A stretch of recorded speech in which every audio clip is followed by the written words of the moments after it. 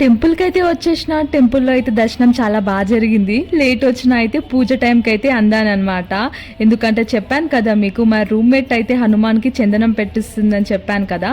So ఇలా పూజ అయితే complete అయిపోయాక డైరెక్ట్ అయితే ఇక అలాగే అకాడమీకి అయితే స్టార్ట్ అయిపోయినా అనమాట. ఎందుకంటే ఈరోజు నన్ను మోడల్గా సెలెక్ట్ చేసుకున్నారు మేడం. నా మీద మేకప్ లుక్ చెప్పబోతున్నారు అనమాట అందరికీ. ఫస్ట్ మేకప్ లుక్కి ఫస్ట్ మోడల్ నేనే అనమాట. ఇక్కడ అకాడమీకి అయితే వచ్చేసిన. ఇక్కడ వచ్చేసరికి మహిమ ఉండే, నేను తను చాలా క్లోజ్ ఫ్రెండ్స్ అనమాట. ఫుల్ చిల్ అవుతాం ఇద్దరం. నాకు ఫుల్ టైం పాస్ అవుతుంది తను.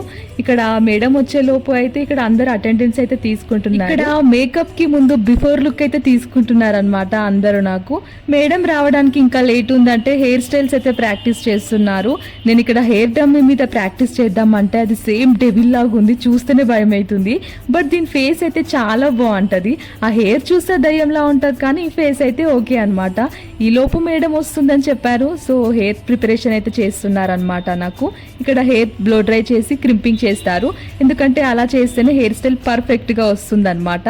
అందుకే అదే ప్రాసెస్ లో ఉన్నా. సో హెయిర్ క్రింపింగ్ చేశాక నా హెయిర్ వాల్యూమ్ చూడండి ఎలా ఉందో. సో అలా ఉన్న నేను ఇలా టర్న్ అవుట్ అవడానికి రీజన్ ఏంటో అని మీరు అనుకుంటున్నారా? అలా అయితే లాంగ్ వీడియో చూడాల్సిందే.